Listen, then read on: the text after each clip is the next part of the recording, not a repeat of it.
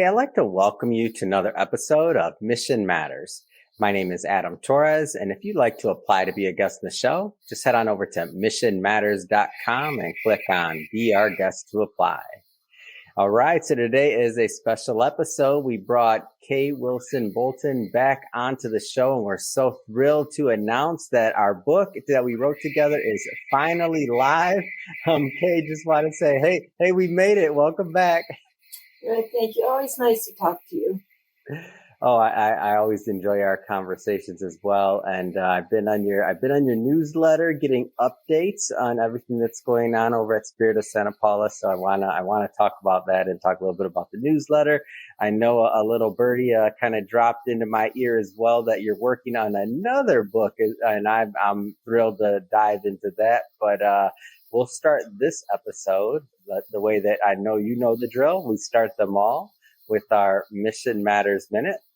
So, Kay, we at Mission Matters, we amplify stories for entrepreneurs, executives, and experts. That's our mission. Kay, what mission matters to you? Well, for this book, the most important element is the human side of real estate as it relates to housing and affording people equal opportunity to actually live in a house, potentially own it. That's how wealth is built in America. Terrible disparity is developing in our country where that opportunity is going to be lost. So I'd like to advocate for a more sensitive view of providing affordable housing for people in various income ranges so that there's more equal opportunity in America. Yeah, it's great. And we definitely align with your message. And one of the reasons why we're always excited to have you on the show is really to get that word out there, because I feel like a lot of, what's going on from some angles, especially the general public opinion, is that they may not know. And they may, so not all opinions are as educated when it comes to real estate, the housing crisis, and really affordable housing and how that affects communities. But I think maybe just to kind of get us started, especially for those that haven't seen some of our previous work, let's talk a little bit more about what you're doing as an associate broker over at Century 21 Everest, so that people have a feel for your real estate background. I've been a broker now for 47 years, and it's interesting to talk to people about saying that. They assume that I must be old and not remember or know very much. So I'm getting reluctant to tell people how long I've been in the business. But, with that longevity in one career, you have to know the various experiences I've had and the different markets I've worked in to know that in California, real estate doubles every 20 years. Whether we like that or not, I think most of us do. It does present challenges, though, as time goes on, that incomes have to rise at the same level. So I'm often a lone voice in my communities and in my sphere for the necessity of providing an affordable component to every housing project so that there are opportunities for everybody to own a home. In California, many of the new housing projects are required by cities to provide an affordable component. And in Ventura County, the median income is, Ventura County, California, median income is $91,000 for a family of two. The lower component is $50,000. So in a neighborhood, you could have units built exactly the same, look the same 2-car garage, same fireplace, same size yard, but one portion of the development would be for people in the lower income level. They all look the same. It doesn't mean that people in a lower income level are less worthy, make less desirable neighbors. Kids are not doing as well in school. That's the myth that as a realtor I would love to dispel. And I continue to work with a number of groups that are advocating for that. Not all of us are very popular, and our message is consistent, but not always well heard. So our desire, along with advocating for that, is to educate people who just may not know. If they're prejudiced and they want to stay prejudiced, I don't know what I can do about that. Yeah. That continue with gentle voice, talking about the realities and the importance of home ownership to stabilize communities and families. And I want to maybe shed a little bit more light on the actual problem and like the opportunity there, and maybe what happens when affordable housing isn't in communities, like how people's lives are affected. Because if you're not necessarily in that situation, or maybe you've been, in your home long enough to where you didn't know, you don't have the same like shock, let's just say, in terms of moving into a new neighborhood or something like that. That's kind of or that's above your means. Like there's just a lot of challenges. So maybe tell us a little bit more about the problem that exists. The problem surfaces and becomes so apparent in communities where people work but cannot afford to live. So I don't want to pick on any community for fear of blocks, but just as a sweet example, the city of Camarillo is a very beautiful mix of old and very new, and yet the price range of a community like that and with those amenities is such that people who work in the service industries, restaurants, hotels, where there are many there, can't afford to live there. So their only option is to find a community that could be 30 miles away where they can afford to live.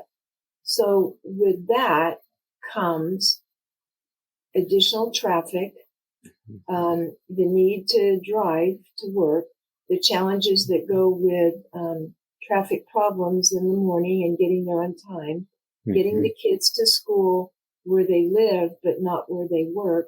So a sick kid at school is really challenged because mom and dad are working 30 miles away. And that's really an unfair burden for people who work in those industries, and that the mid-price range of hourly wages, for them to have to carry, it's really kind of not fair. I think every community should provide an affordable component for housing opportunities so that people who serve the community can actually live where they work. Yeah. And it seems like the problems would compound. So it's not like on the surface level, you could say, okay, it's a longer commute, but all the things that you're bringing, to like school, like if a kid's sick or more traffic congestion, that we all know what that does in California. I mean, that's pretty straightforward. But then all the other things that go into it, like even just stability of employment. So if we're thinking about, the costs they incur, the gas, everything else. And if you add that up, then you think about like when something happens, like the car is broken or things like that. I'm guessing that maybe some of these households don't have this wherewithal, as others to, get the car fixed, do all these other things. And so it just compounds into employment. It seems like it's just a recipe it's kind of like a tightrope, huh? It is, that's a great word, recipe. Part of that recipe should be that kids get to participate in after school sports, after school programs, tutoring opportunities. How do the kids get to doctor's appointments, or do they go? And you're right, families in that income bracket do not have the reserves to quickly solve a problem. Flat tire is just a huge problem. Number one, the car's immobile, they're stuck somewhere. They probably don't have Auto Club, so they can have a quick towing service or repair. So it's a huge recipe, and those are some elements within it that really create disaster. And once one of the ingredients disappears from the recipe is not as good. And so they don't get to work on time. God forbid they lose their job because they don't have reliable transportation. Then it's a catastrophe waiting to happen. Can't pay the rent. So it's obvious what happens next. Oh, for sure. And so, okay, so I think we have a good purview of the problem and some of the challenges there. Like you mentioned, one of the solutions when it comes to new developments or things like that. I believe I understood that correctly. When it comes to new developments, maybe having a portion of that neighborhood for affordable housing. Maybe go through some of the ways that some of the solutions that are out there are possible or available for us. There is a beautiful new neighborhood, we call it, in Santa Paula, where I live. The proposal back in 2006 was for 1,500 homes. And at the time, the city had a development agreement that said 20% of those homes will be in the affordable price range. And that is for people who make, for example, $50,000. The price would be adjusted so they could afford to live in a unit side by side. It could be for someone who can afford to pay, the market rate. So the city required 20%. That would be 300 units within this 1,500. Yeah. Well, sometime later, the city council was petitioned by the developer to drop that requirement and instead put into a pool for the city to use $4,464 per house that they did not build for an affordable buyer. So for a buyer in the affordable range. So the council at that time wasn't looking ahead, and we were asleep when that happened, or the advocacy group would have been there begging them not to do that. So it was approved. So now there are 300 units for families in a $50,000 to $80,000 income range for two people in the household, not built. So the pool is getting bigger because every time there's a closing, $4,464 goes into a fund. Two problems with that. Santa Paula is 99% built out. We have green on all sides of our community, which means we cannot grow. So we have only the land within the urban boundary to deal with. So where are we going to build 300 homes? Even if we have a pool of $6 million, where are we going to put them? So that created its own secondary problem. And now the developer is back and they want to build an additional 490 homes, I believe. And so there's a lot of chatter about an affordable component within that.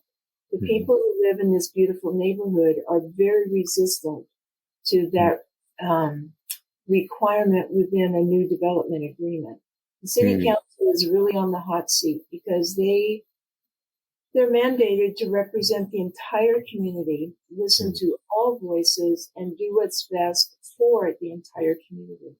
The people who live in Harvest, there's an average income level there of $115,000.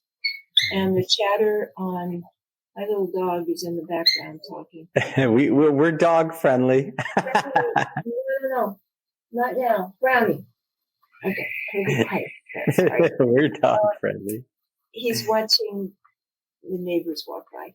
And so the chatter is that we worked our butts off for our home and we don't want essentially those people living in our neighborhood. There is a fear that there'll be a degradation of the overall neighborhood, which is absolutely beautiful. Parks, recreation centers, just amazing amenities. But, where is it written in the Constitution that a family of two only earning $80,000 should not have the same right to live in a community like that? That's what worries me about our country overall. We are, by initiative, creating classes of people entitled to live in certain neighborhoods, not entitled to live there, even though government initiatives could make it possible so they can live there. At our homeless shelter, we have a mother of two who's actually from El Salvador. She is seeking asylum. She has her work permit. She has her Social Security card. She's gone through the process. Her daughter, while living at our shelter, they're still there. She is the top student in her math class every single month.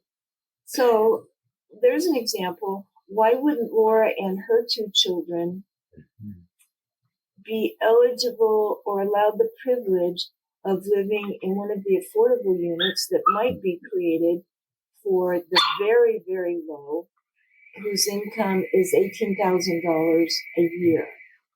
Yeah. Why not? So, I mean, that's the argument. Those who are there are very resistant. And I'm trying to listen to all the voices and respond with an educational component and actually work into that a sympathy component so that, come on, generational wealth is built in real estate. It's been proven for hundreds of years. Why would this hardworking mother who has a full-time legitimate job with two children, one a top math student, have the right to live in a nice neighborhood? Why should she be forced to go live in a neighborhood that's far less desirable? Crime, less amenities, all of that. So that's the argument. That's the reasons why, and that's the reason why we need advocates, because without the advocacy, it's not going to happen. And I've heard this message as we've worked together. I've become more educated on as we've gone through interviews and we've published together, and I've become more educated on your work, the problems, maybe some of the solutions out there. And the main thing is that I've gotten from the theme of everything that we've ever talked about is that there are solutions. Like there's a way to make sure that there's some equality there. And you mentioned as well, the homeless shelter. So this is, I don't want to assume that all of our new listeners maybe caught some of our previous episodes, because the show's growing, keeps on growing. So maybe talk a little bit about the shelter, because I also want to talk about this book that you're writing as well, because just, you being an advocate for the community in general, for affordable housing, you also are helping with the homeless situation. So maybe tell us a little bit more about that. Yes, I think this might be a one-of-a-kind book. I know of no other book that's been written by a shelter provider who actually has lived at the shelter and, loves them, feeds them, works with them, knows them by name, over a 12, 13-year period. So my goal on that is to kind of entertain.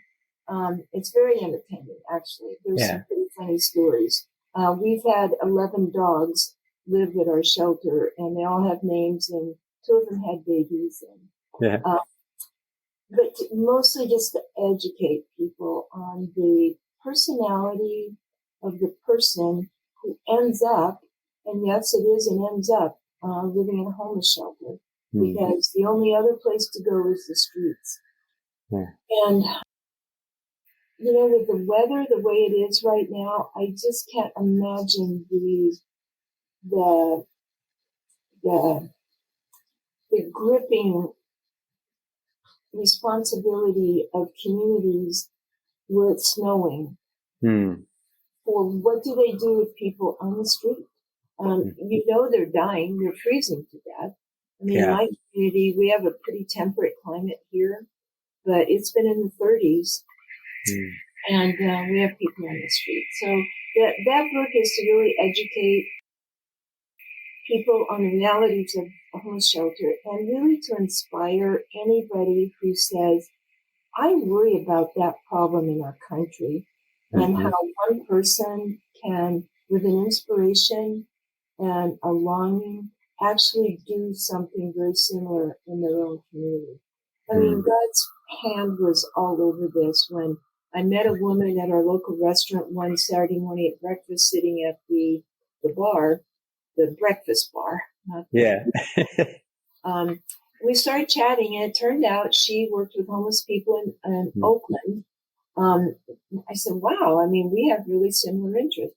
Well, as time went on, using my real estate expertise and getting to know a person with a similar heart, she ended up buying a commercial building that had all the amenities we needed for a homeless shelter. And on Valentine's Day 2021, she gave us the building. Wow. And that's a miracle. I mean, I couldn't have planned that. Absolutely. So, yeah, that was truly a miracle. So Naomi Pitcairn is her name, and she gave us a building for a shelter where we have 49 people. We've served over 200. We've had 3 newborns.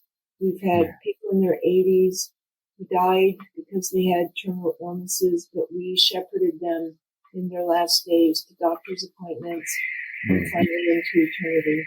But it's one of a kind book, and we're probably halfway through. I have this wonderful woman, Marguerite Bonnet, who's just interested in what I'm writing.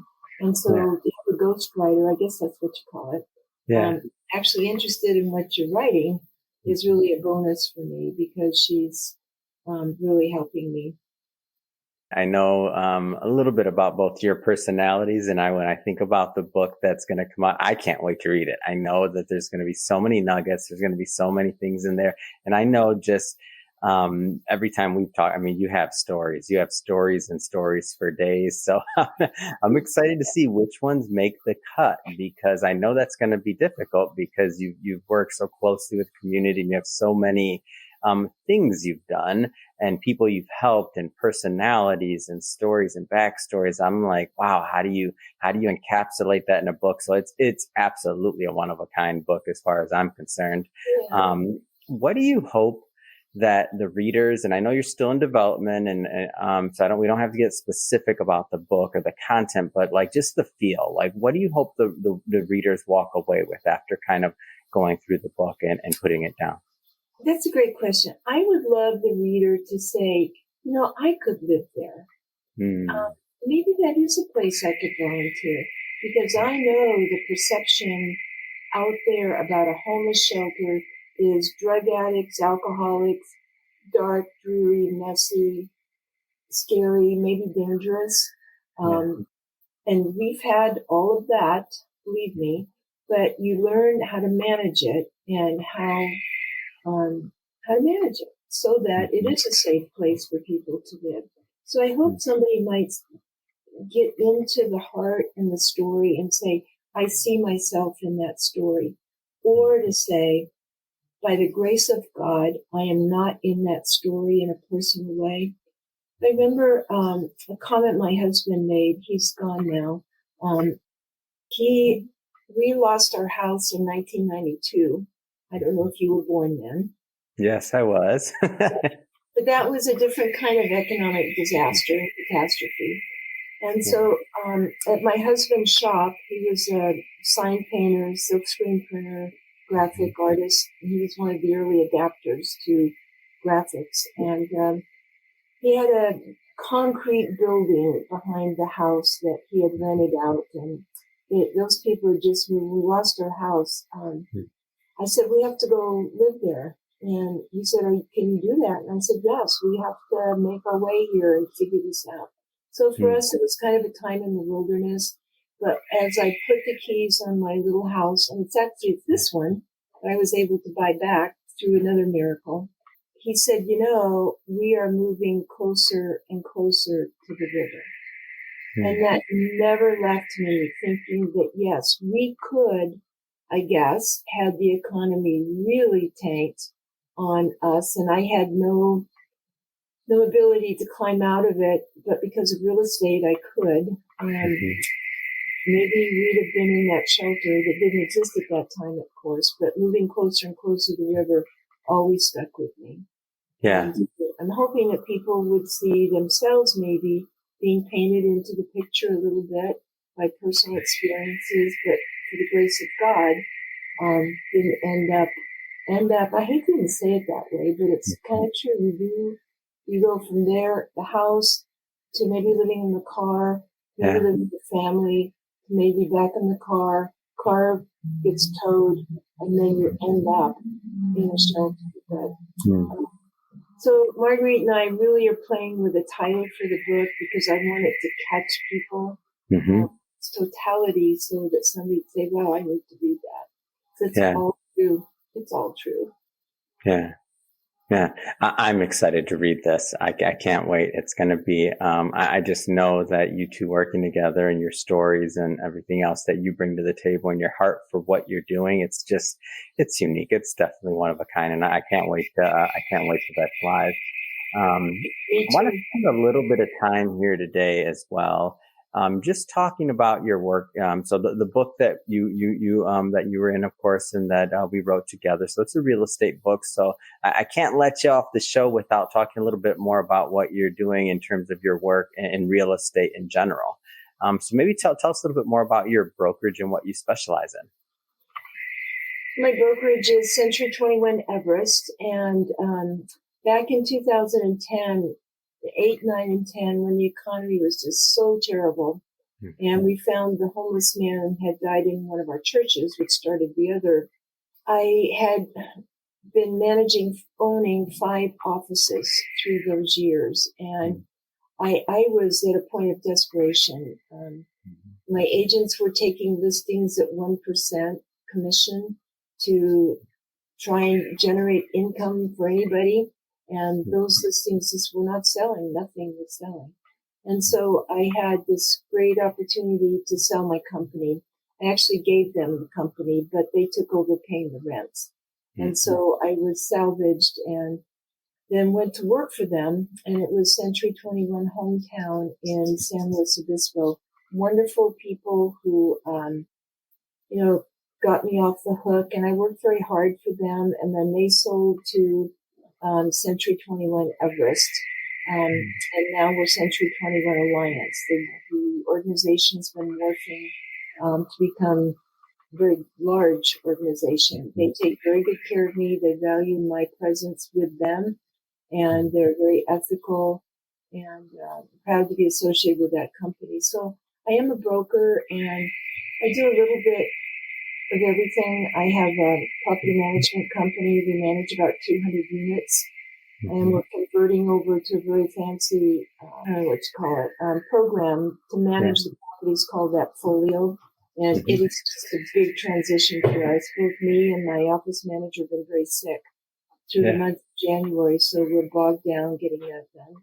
So property management, largely residential. I'm the broker for the public administrator and the public guardian. And so their assignments take me all over Southern California. And so it's a very nice niche. I'm very proud to be their partner in this work.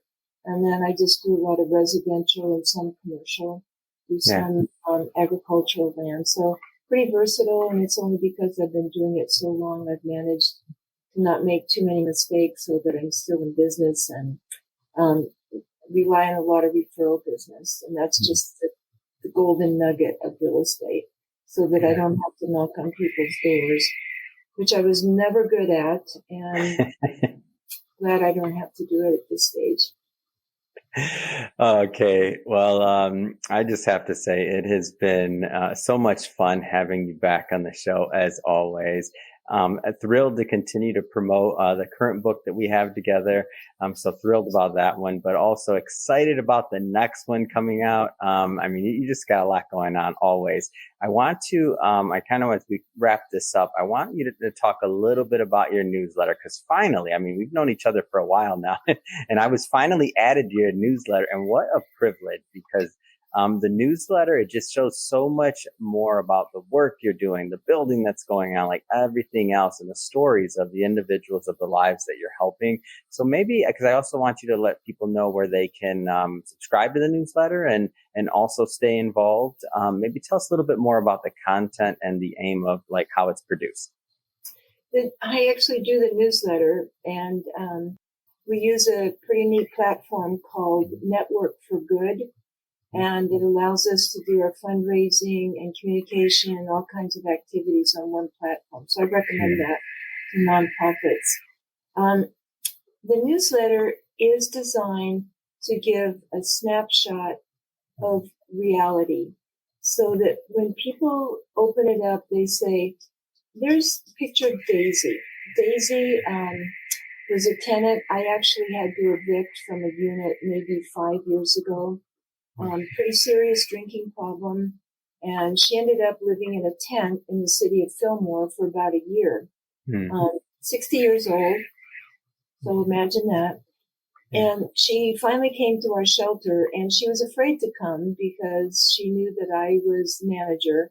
And so we talked on the phone. I said, Daisy, just come. Just come. So she did. And so by working with a case manager, which is absolutely essential in this kind of environment, you cannot bring somebody into a shelter and let them sit on their bunk all day. You have to have somebody managing their situation. Get their birth certificate, get their ID, clean up any citations they may have by going through homeless court, where they can volunteer at community service opportunities and get all those things expunged from their record. So by case managing someone, and Daisy in particular, we were able to get her by working with many mansions, the city of Fillmore, the county of Ventura, and getting her into her own 1-bedroom, brand new, beautiful apartment with washer dryer facilities, stove, refrigerator. I mean, it's hers for a lifetime. Yeah. She stopped drinking. She's worked very hard at sobriety, and she writes eloquently about what life is like for her now. I mean, Nick Armand, he's someone who, famous musician, actually, 72 years of age, and what his life was like through bipolar, mental illness, drug addiction, living on the streets with a dislocated shoulder. He was in a grocery store and a nice pallet was coming around the corner being driven by somebody who maybe should have been paying a little more attention, but they slammed into Nick, broke his foot, said he had toes amputated, and living on the street with those kind of challenges. Anyway, he is now, because of case management, in his own apartment for the rest of his life if he does what he's supposed to do. So that would never have happened without Jessica Lucas, our case manager, and Sabriana Marufo, taking them one at a time and really shepherding them and loving them along the way. If you don't love them a little, the work is much harder. And they're people, their parents, their grandparents, and they've had careers. They've been famous at one time, worked responsible job. So that's what I hope with the book, that people can go look inside of the work and not judge the person either doing it, which has often been me. I've been very heavily criticized, and I've had to put on the breastplate of righteousness so that I protect my heart. And just that the calling I have on my life will carry me through. And so the newsletter, back to that, is to educate people, entertain a little bit. And people say, wow, that's pretty cool, or, oh gosh, that's too bad, or isn't that?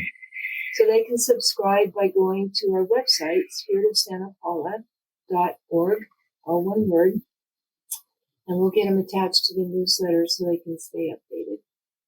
Fantastic. And we'll put that, of course, put that in the show notes so that our audience can just click on the links and head right on over.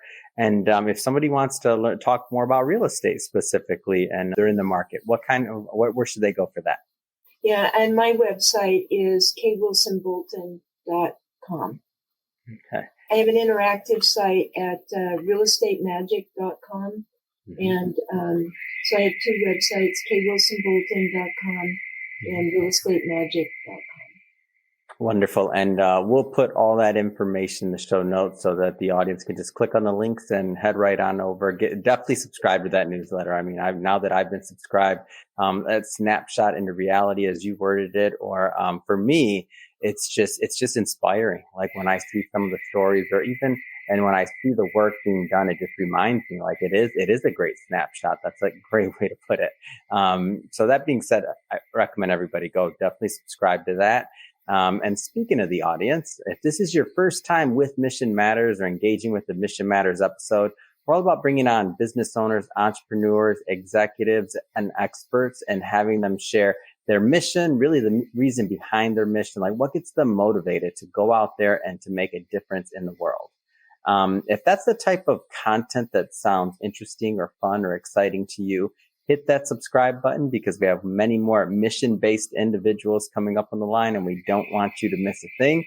And Kay, it has been great having you back on this show. I look forward to continue to work with you, and I'm excited about the new book that you have coming up, even though we're just started promoting this one. But hey, you are a busy, busy woman and very capable and very blessed, and we're blessed to have you as well, all the work you're doing. So again, thank you for coming back on the show.